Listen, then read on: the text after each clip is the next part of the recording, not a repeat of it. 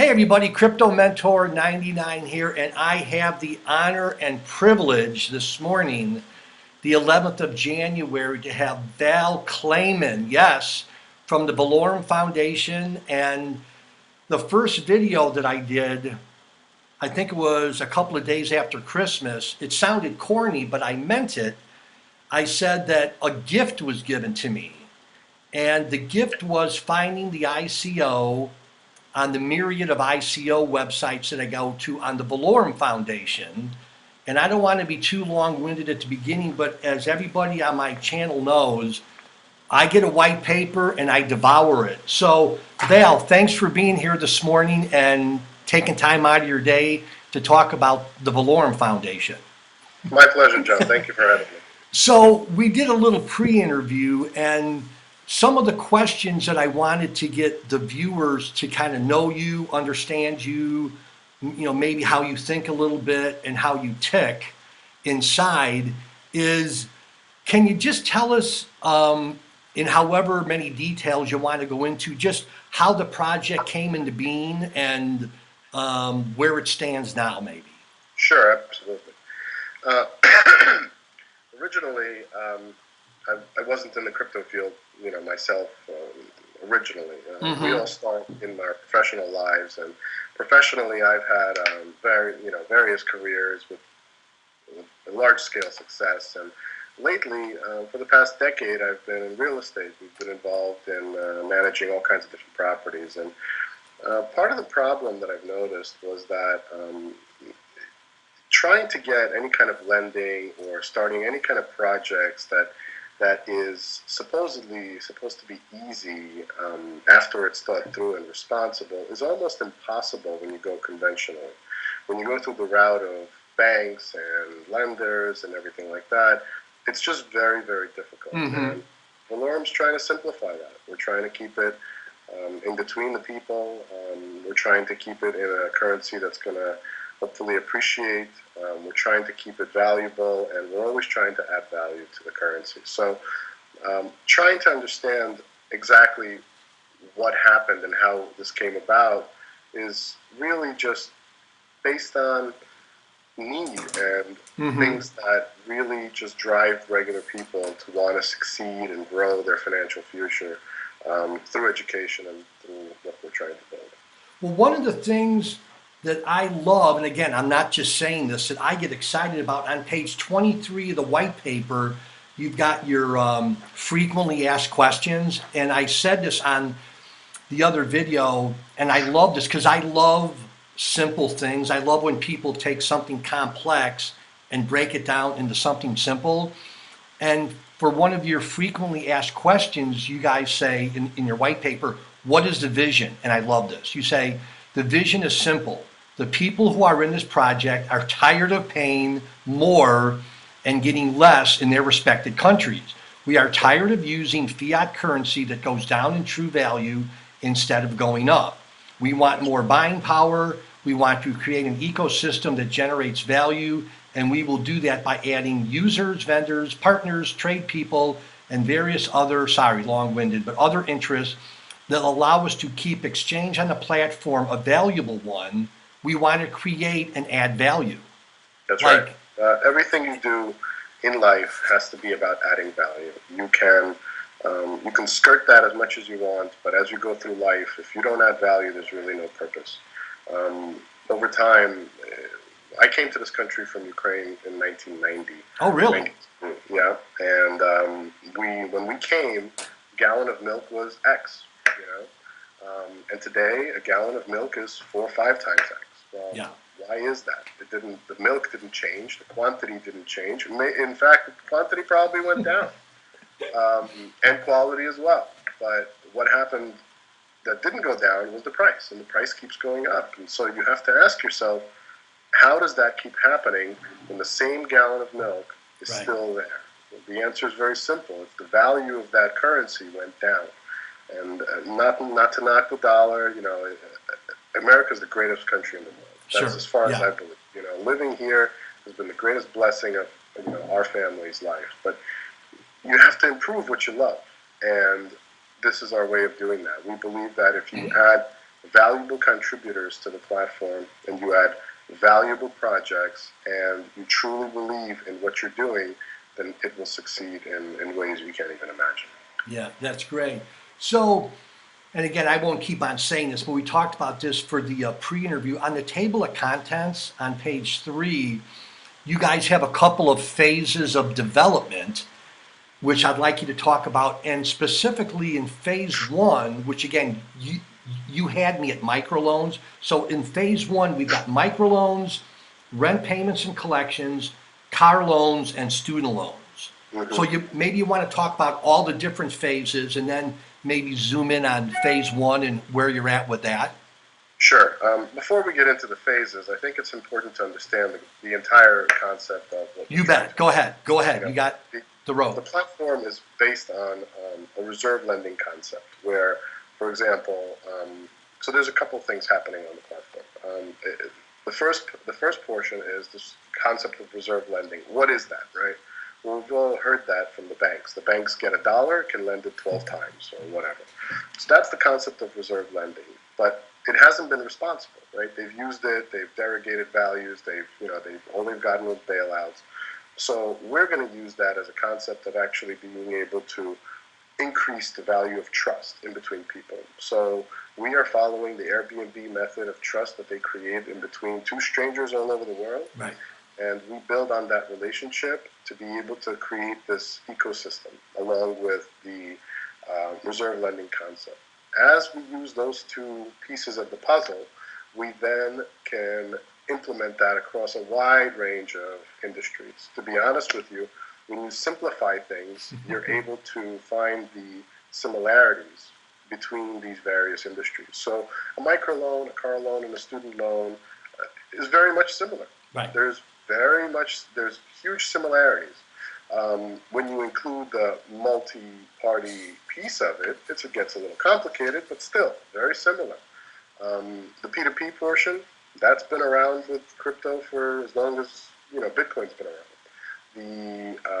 The other phases of development go on further once we are able to scale and stabilize the community. And once we stabilize the value in the community and everything remains strong, then we go into the next phases of development, and then we release the next versions of the platform. Those versions are large-scale crowdfunding, large-scale business investing. Yeah. If you have a manufacturing business somewhere around the world and you want to expand, you can come to our platform. The community will help you. And then based on your level of trust, you will be released your contribution over time as you develop it. So the more trust you have, the more reward you'll get for it. That's the second level. And the third level is we're trying to get a hold of insurance. We believe insurance has been vastly how can I say this? Vastly misused in the way that it's been done. And there's all kinds of new ways that people are doing insurance with, and we think we can do it better. Okay. And again, we talked about this in the pre-interview. Tell everybody how you assembled your team and kind of the passion and passions that they have for you and the VLR token. Sure. Well, one of the things that I pride myself is actually using the people that have helped me in my careers over a long course of time. Many of the people on that site I've known for years. They've been from partners to associates to everything. We've worked together on my previous career at FedEx, and we've worked in many different places. New people have joined the community for us, and they're really helpful because they bring in this new feeling of, well, we can now do this and we can do that, and I think it's a testament to not necessarily to the idea of Valorem, but what it actually stands for. And I think people see that and they want to be a part of it. And we've gathered some amazing talent, from the developers who are blockchain experts to some people in finance, to our legal advisor. We've created an all-star team of real people. These people are you can look them up. I hope you don't call them immediately, but you can find them. They exist, we're doing it all legally, or we're attempting to do it as legally as possible Sure. in the United States. Sure. Well, even I think on either on the white paper or the website or both, it says like real people. Like this is not some pie in the sky. And I like what you said in the pre-interview that maybe you could talk a little bit about again. You said that kind of the crypto space, and I'm sort of paraphrasing, but the crypto space is one of the few areas where again, this is my version. People come to you, hey, I want help. Hey, what can I do? This is my skill set. I love what you're doing, Val. As opposed to, again, this is a generalization outside the crypto space, where people are a little more like, hey, what's in it for me? I'll Yeah. help you. I'll help you if I can get ABC and kind of suck you dry, for lack of a better word. The collaborative effort. So I've been in the crypto space for right around a year, and I don't sugarcoat it. There's just no way to describe the contrast in between the people outside of the space to the people inside of the space. The people inside of the space are collaborative because it seems like inherently the tech community has been a collaborative community. They need to work together to build the same thing, and so that has kind of been ingrained and projected into the crypto community. And that is really very refreshing. And people outside of that aren't like that. Everybody's in what's in it for me mode. How can I get the most out of this and run away? But a lot of this space has become this, let me help you with what can I help you? Can I do this? Can you do that? And there's so much thinking going on just on these blockchain events. If you look at the world is being covered with these blockchain events of people just wanting to help each other, and it's really refreshing. And that's kind of the mantra of what we're gonna institute in Valorem. Yeah. So tell everybody about. And again, this was really encouraging for the pre-interview for you to say it and me to hear it. Kind of tell us a little bit how you kind of, even though the ICO was like 18 days away. You and the team are feeling this surge of interest on the different social media outlets and how that's been encouraging to you guys. Our channel, so we have not had a community in the crypto space. Okay, this is a new idea. It's a new concept. I am not from the crypto space. Many people on my team are, but I am not. And it's really encouraging to know that people are jumping on the ship and they want to be a part of it. Our Telegram channel is constantly growing. That's awesome. Our Twitter is at like 5,000 now. Our Facebook is growing. We've got a lot of interest in what we're trying to do from all over. And you can say that we just started, but our level of contributions keeps increasing and increasing and increasing. And as the percentage of the bonuses kind of winds down to a point where we can afford to actually build a platform after the contribution comes in, it is amazing how much support we have received, and we are very thrilled for it. We're very happy about that. Yeah. So maybe I'm asking this for selfish reasons. In fact, I am asking this for selfish reasons. Could you talk about maybe of all of the different phases of development, because I'm kind of interested in this, and I've read the white paper. Could you talk a little specifically about the microloans, car loans, and student loans, how someone would actually progress through those? I mean, it's really very simple. In terms of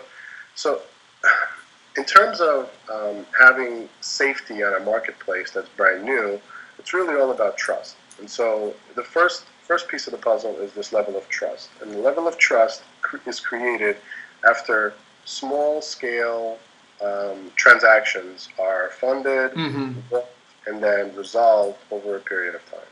Once that happens, then you can do other things. And so an example of these transactions is the micro-student loan car loan. So someone goes on the platform and says, I need $1,000 US dollars, $1,000 in money for a car or a student loan or whatever.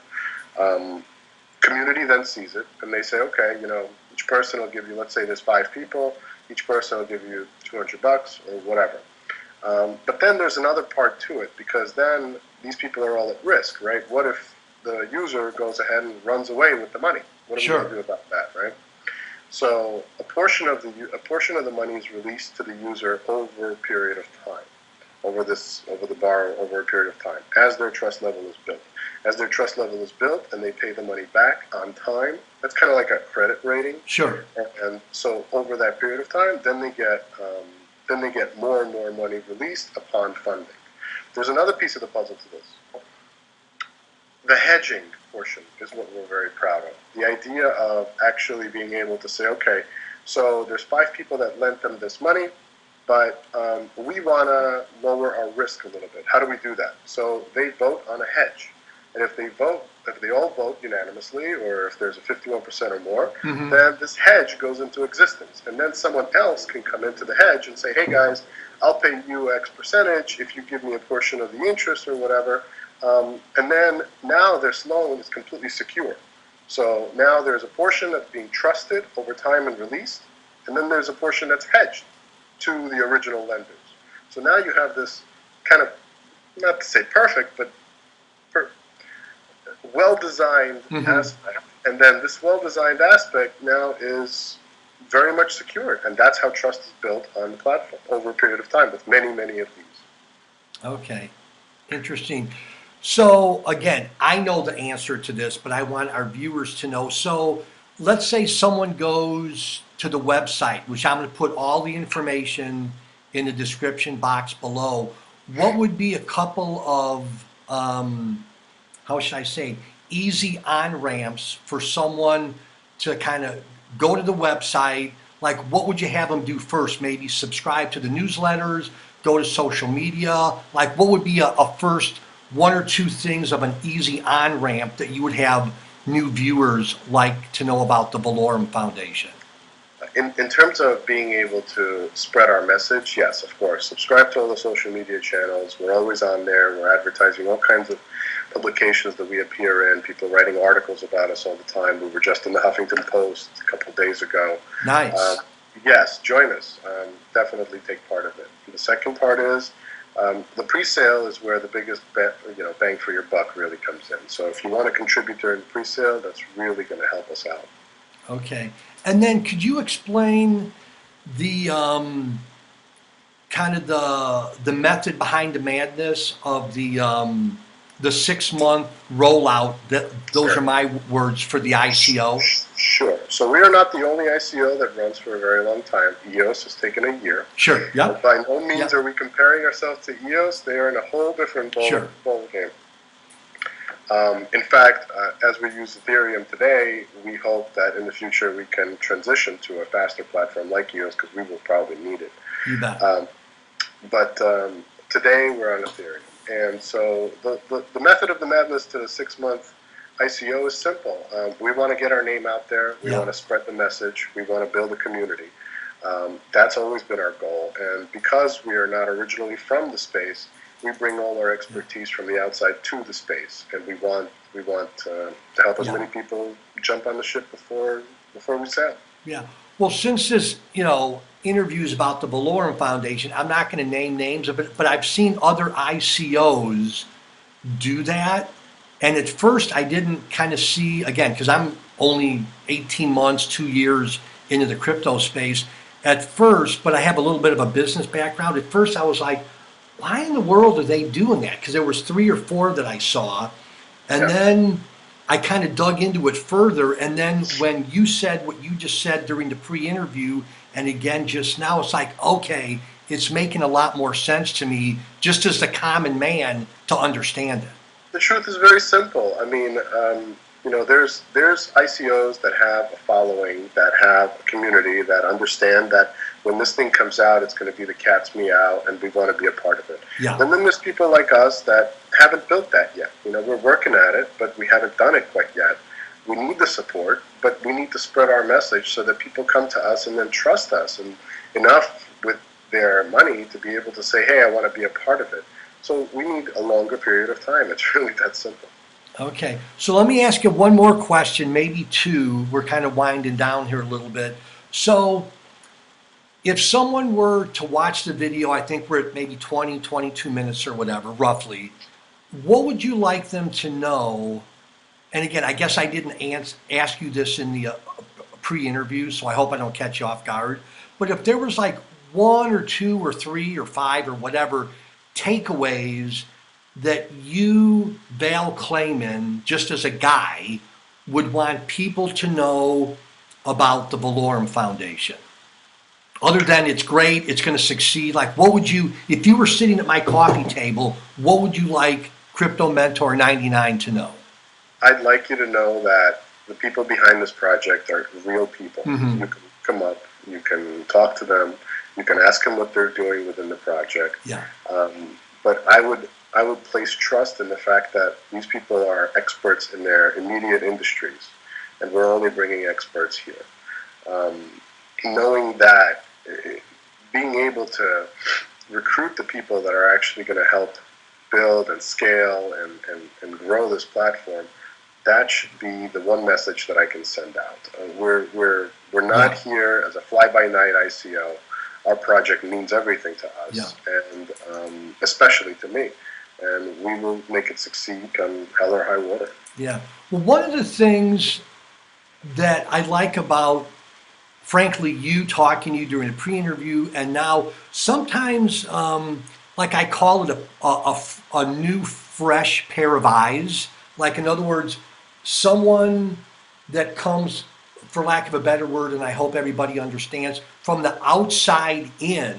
Like, you're not from the crypto space, which, in my thinking, that's a huge positive. Okay? It's kind of like, I'm trying to think of an example. I was in the Marines a million years ago, okay? Thank you for your service. Yeah, and I was out in California, and we went to the rifle range, okay? So I'm sitting there with my platoon, and the drill instructor says, who's never shot a gun or a rifle before?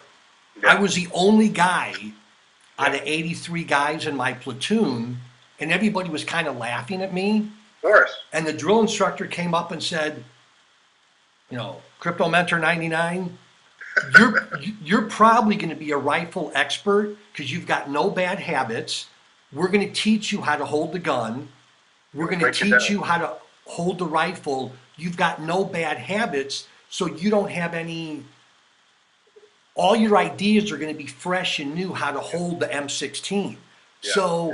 As a compliment to you, I like, in my little sphere of influence, when people kind of come from the outside in, because it gives new and fresh ideas. You're looking at the crypto space in a good way, a little different than maybe like an IT person or someone that's not has baggage, but you know what I'm saying? Like, in the same way you're wearing glasses now, you're looking at things different than most people. We have people that look at it the same way. Yeah. And we have people that look at it differently. Yeah. No one's born knowing that they're going to do an ICO. No one's born knowing what they know today. We all learn. And I think if your intentions and your experience can prove some sort of integrity over the course of time, then there shouldn't be anything that you can't try. And yes, not everything works out, and things fail, and we understand that there's risks, and everybody who's reasonable understands that too. You don't expect all the ICOs that come out today to function, do you? Because that would be a little naive. But the truth is that when you have the right people from the real world functioning together, that's awesome. Unit, as a Marine unit, you will not fail. So it takes knowing that, and to know that, it takes experience in life, and that's what everybody on our team brings to the table. That's real awesome. life experience. Yeah. Well, one of the reasons, which again, I'm being a repetitive, which I said during the pre-interview, I think it's important, and we agreed on this, it's kind of basic humanity 101, to get a name and a face and a voice to the Valorem Foundation, because sometimes, and there's nothing wrong with, you know, me doing a video about this or that, but there's really something about, in fact, even when I saw you on the screen, I'm like, there's Val. He's my new friend. I saw pictures of him on of the white paper, and it's just that, again, like I really like the people in the crypto space, even on my, you know, small yet growing YouTube channel. 99.99999% of the people are so nice, they're so encouraging, and it's just a different space to be in from what, you know, your background is, and like in the marketplace, for lack of a better word. Well, the best part about this space is that it's blank canvas. You know, you can contribute and make it work out, or you can take from it and have it fall apart. Yeah, Because that's really the only way you build. You can either take from the foundation yeah, or that's you good. add to the foundation. Yeah, And so this community or this space is so fragile at the moment that yeah, any major SEC regulation or any other countries that shut down the trading or the exchanges or whatever, a few more of these and it will not survive. yeah. It will be in the dark web portion. Hmm. You don't want that. You want to be able to build the things that will help and grow and have the best intentions, as opposed to people who are just wanting to take and take and take. Yeah. So contribute, add, be a part of something. That will be the best way we can improve this space. Yeah, one last thing, and then I'll let you have the closing comments. I did a video, everything seems like last week, but maybe a week or two ago, just encouraging my viewers, subscribers, whoever clicks on the link, to start their own YouTube channel on cryptos. Sure. I mean, I'm no expert. This isn't my field, but I like doing it. It keeps me sharp. It keeps me watching, you know, reading, you know, the news. And again, like I said in the pre-interview, I could barely go to sleep at night with my laptop reading about, you know, this ICO. And I'm jumping literally, and this isn't like me, I'm literally the past 2 years, pretty much every day, not jumping out of bed, but okay, you know, what's Bitcoin at? And go to Coin Market Cap. It's just, I don't know, it's just a new passion of mine, and I can hear that passion in your voice. It's exciting. It's exciting, and it's something new, and it allows you to be able to start fresh and be a part of something, and that's always exciting.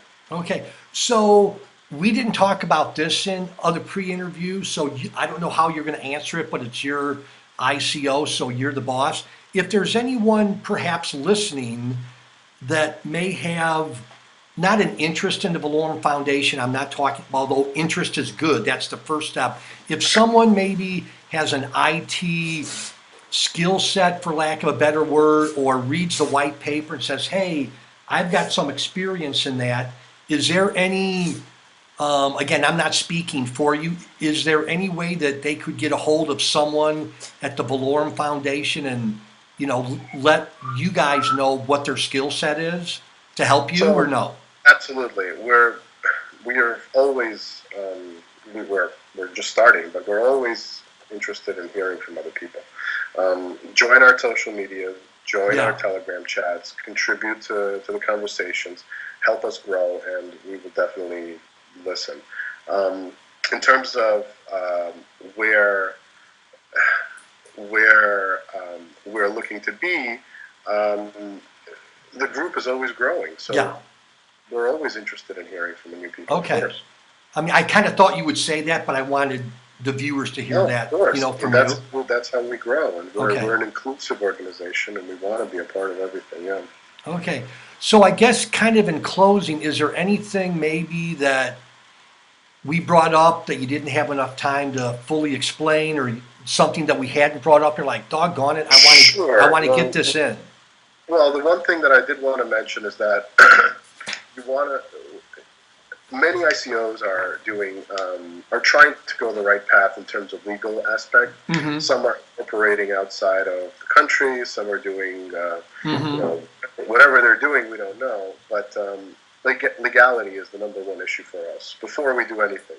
So just to explain our structure, we are a C Corp operating in Delaware, where we are implementing a SAFT agreement for all buyers. That means that your tokens will be delivered after we deliver the platform. So we are looking to remain compliant with whatever SEC decides to throw at us. You bet. Today, based on today's rules, we want to be as transparent as possible. So you can reach out to us. You can reach out to me if you have a question about how this works. That's fine. But that's definitely one of the things we wanted to mention. That if tomorrow the SEC hiccups and says, Yeah. "Hey, everybody's running an ICO should wear a purple color on their mask. We're gonna wear a purple color on our mask." So we want to remain as compliant as possible with everything that they give us. And today, in the current landscape, we believe that the SAFT is the right approach. Various law firms have advised us of that, including ours, and we want to keep that as honest as possible. Okay. Okay. So, hey, everybody, like I said, I'll end with where I started. December 29th, I was given a gift, and the gift was going to an ICO website and finding the Valorem Foundation. And again, like Val said, there's a lot of ICOs out there, and but I like to. I hate to use the word pride, but but I'll use it, but it's not the right word. I can't think of the right word, but I like to pride myself in my little channel, kind of finding the diamonds, right? The diamonds in the rough. And, there's a lot of ICOs that have gotten, a lot of attention, and they raise whatever, $10 million dollars in 15 minutes or something. And then they close down, and then you never really kind of hear from them again. So, but yeah, when I saw the Valorem Foundation, without being corny, I'm just being honest, kind of something jumped in my heart like, wow, these guys got a lot of stuff going on, a lot of cool stuff, and I want to talk about it, and I want to tell my friends about it. So that's what I wanted to do in this interview with Val Kleyman. And again, I'll put all the links below. And yes, send them an email, get a hold of their, social media stuff. I was looking on Facebook last night again, and just a lot of cool stuff going on with the Valorem Foundation. Val, I appreciate your time and your skill set. And again, you being from the outside, now you're on the inside. And we'll do another video when the ICO comes a little closer, okay? Sure. All right, thanks so much. Thanks, Val.